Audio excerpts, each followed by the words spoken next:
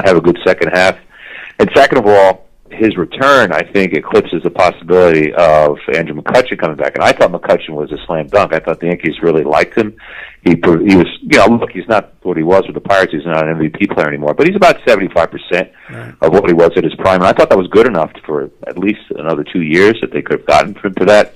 But now he's not coming back. So that's a surprise to me. The other question, and we could probably spend the whole show talking about it, is Giancarlo Stanton. Right. And did the Yankees have the Yankees gotten the return on their investment? I would say in the first year, no. Look, anybody, he hit 30 home runs, 30-plus home runs. He drove in 100, hit about 266 or 68. That's all career norms for him. That's what he does. So you can make one argument that he gave them exactly what they should have expected. That's what Giancarlo Stanton does.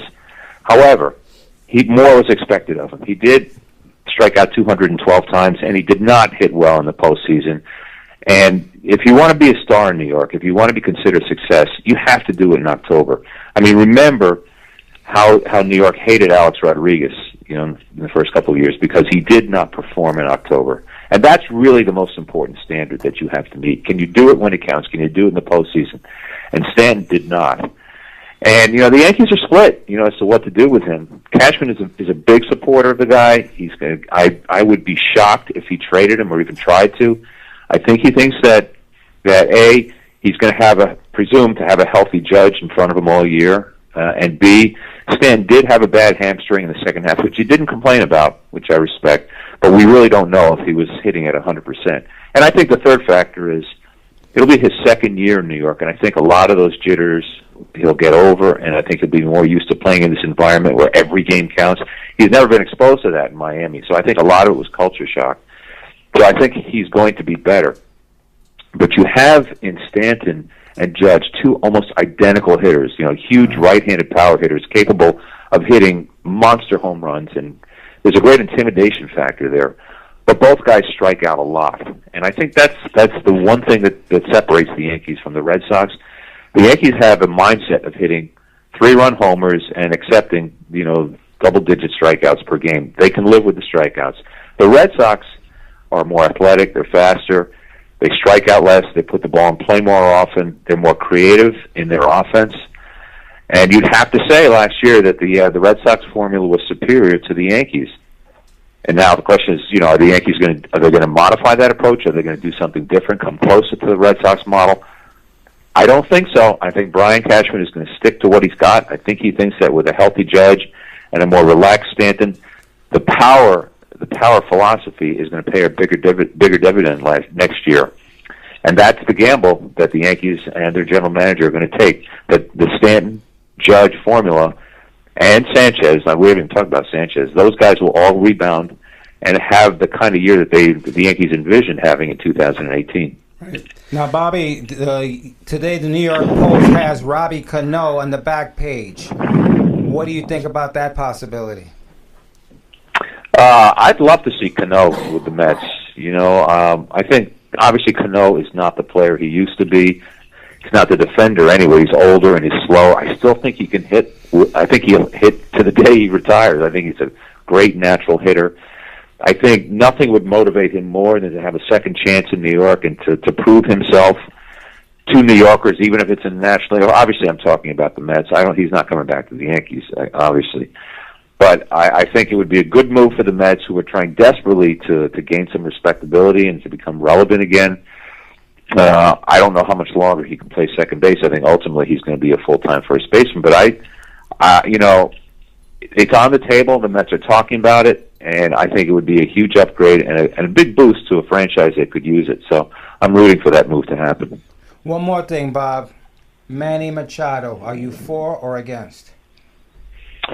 Man, I change my mind every single day. I've talked to people with the Orioles who say, be careful because you're getting a great hitter, but you're also getting a hitter who sometimes just doesn't feel like playing. I mean, the Manny Machado we saw in the playoffs is pretty much who he is. And remember, that was on national TV. Globally, this World Series being watched. You have to be on your best behavior. The stakes are never higher than in October. This should have been a showcase for Machado. And A, he didn't hit well. B, he obviously didn't distinguish himself with his behavior, both in post-game quotes and on the field. It was just not a good moment for him when he needed to be at his best. So my feeling is that if the Yankees take him on, look, statistically you can make the case that he's the missing piece, that this team with Machado in the lineup could overwhelm any pitching staff. That would be the final piece of the puzzle. You know, then you put him in there with Judge and Stanton and a healthy Sanchez, and then you have one of the greatest lineups in the history of the game. However, you know, I go back to what I said about team chemistry. I think the Yankees have some fear that you put Machado in there, that he takes down Sanchez. He's a bad influence on Sanchez. He's a bad influence on Gleyber Torres. He would work against Aaron Judge and the good chemistry that he creates. It would be a huge risk, right? And I'm not sure that Brian Cashman wants to do it. In fact, I really don't think he is. The only way that he would be overruled is if the analytics department says, look, the Yankees, we're strong enough in the clubhouse to overcome Machado. We'll absorb him. Just look at his numbers. His numbers are so compelling that they can make an argument to Randy Levine and Hal Steinbrenner, and Cashman might be overruled. That's the great intrigue here. We just don't know who's going to win the argument. Steinbrenner, does he get into the Hall of Fame, Bob? Yeah, if I had my say, yeah, he deserves it. Absolutely. You know, I mean, he paid for his mistakes for sure, but let's face it, the man was a pioneer. At a time, I mean, there's been no one like him. There never will be anyone like him. I mean, the first person to tell you that is Hal Steinbrenner himself. George was a giant in this field, for better or for worse, but he was one of the most compelling historic figures baseball has ever known. And to me, it's a no-brainer. He's got to go in. And Bob, I'm going to say one thing that you probably don't even know. 1979, I'm in the car. Thurman Munson has died, okay? And Steinbrenner turns to me and he says, I want you to go back to school. I want you to go back to school. I want you to take up statistics. I didn't even know there was some course like that. Okay? And he says, because when you finish, I'm going to put you in a department that I'm going to start dealing with stats, just stats. And that was really, truly the start of analytics, whether we want to really believe it or not. But that was George Steinbrenner in 1979. So when you say he was a pioneer, you are 1,000% right. So, Ray, I mean, so many people, you know, have this sort of, you know, this sort of simplistic, narrow view of what George was. So this blowhard who was, you know, all over the back pages, you know, blasting his players when they didn't play well. Yes, that was part of him, for sure. That's part of his legacy. But he really was a man who was ahead of his time. And for the example you just stated, you know, he understood the importance of statistics, which, you know, gave birth to the whole generation of metrics and what the game has become today. It is now run by analysts, you know, people who now see baseball as science more than art. That started with George. The second thing in which George was a visionary is he was the first one to create a regional sports network. Remember, it did not exist before YES. George was a decade ahead of everybody, and he was trying to create YES well before 2001, which is when YES debuted. He was trying to do it in the 80s. He understood that the way to make money was to do it yourself, broadcast your own network, create your own network, and create revenue that way. He understood that baseball, you can't just sell tickets and make money that way. That had to be a substantial secondary revenue stream. George realized it was through having his own network. He was the first one to do it, and I don't think enough people have ever given him credit for that. Well, I'm hoping, Bob, and again, thank you so much for coming on at short notice. You are the man, and to me, no one knows the game like you do, so thank you, Bobby. Yeah, thank you, Bob. It's my pleasure. My pleasure. Thank you for having me on. Thanks, bro. Wow. That was okay. Bob Klapisch, man. That's amazing guest. So much that we didn't even get to with Bob. I know. We could spend a whole hour just talking about that. Unbelievable. And with that being said, number one, we have a couple of other people that have just gotten here now. Yes. And so that's for you to introduce. Well, we have attorney Bob Unger here in studio. He's also an author. Bob, welcome to the show, sir. Great to be here. Yeah, talk about a little bit of the work that you've done over the years. Other than being an attorney? Well, let me be fair to Bob, okay? I mean, I've known Bob pretty much the last 30 years.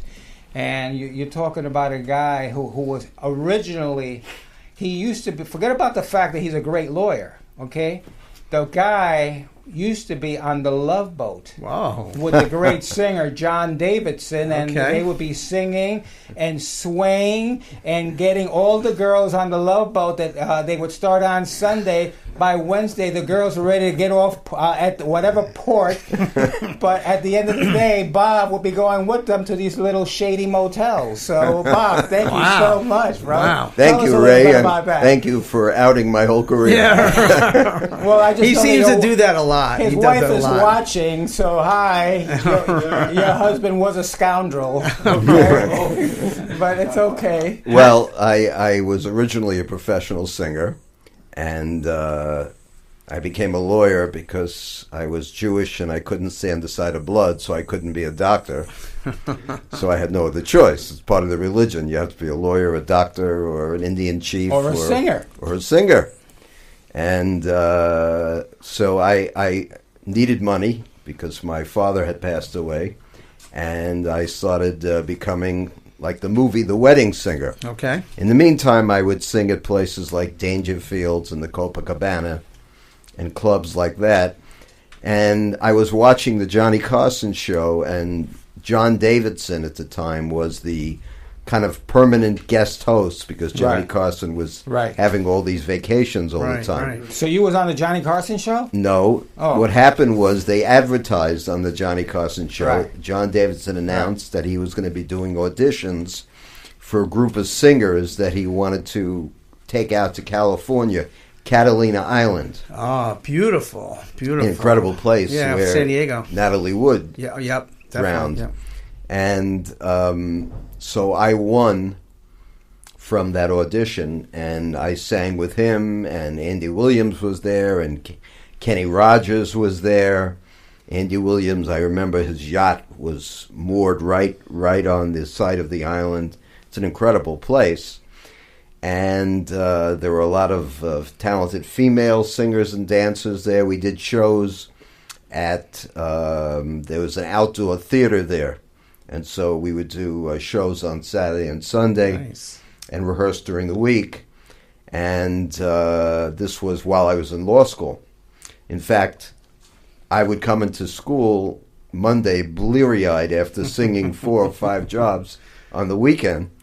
And people used to tell my my partner, who later became my partner in a law firm, who's that Italian singer that you hang around with? They assumed Let me understand this. Yeah. Your partner who became your partner? Well, he became my partner. Kind of show, Bob. No. He was a law student also, and we became very good friends. And when we got out of law school, he became my partner in a law firm. Oh, in the law firm. Uh-huh. Okay. Let the man finish. I'm just making sure. All right. That kind of partner Thanks, I've always had. Channel 115. Yeah. That kind of partner you're referring to have always been females. Very good. There you go. Thanks for clarifying that. So at any rate, so I kind of, after I got married, I kind of got into making money, and I started doing motivational seminars. And I wrote a book called Tune Into Success. Great book. I read it. The foreword was written by Dr. Norman Vincent Peale, who coincidentally performed all of Donald Trump's marriages. Right. Peale, I think, died at 102, and his book, The Power of Positive Thinking, was one of the best-selling books of all time in history. Absolutely. And his name was on the cover of my book, as well as he wrote the foreword to the book. And so I did a lot of seminars. I remember Richard DeVos, the owner of Amway, saw my book in his bookstore at his hotel. It's called the Grand Amway Hotel in Grand Rapids, Michigan.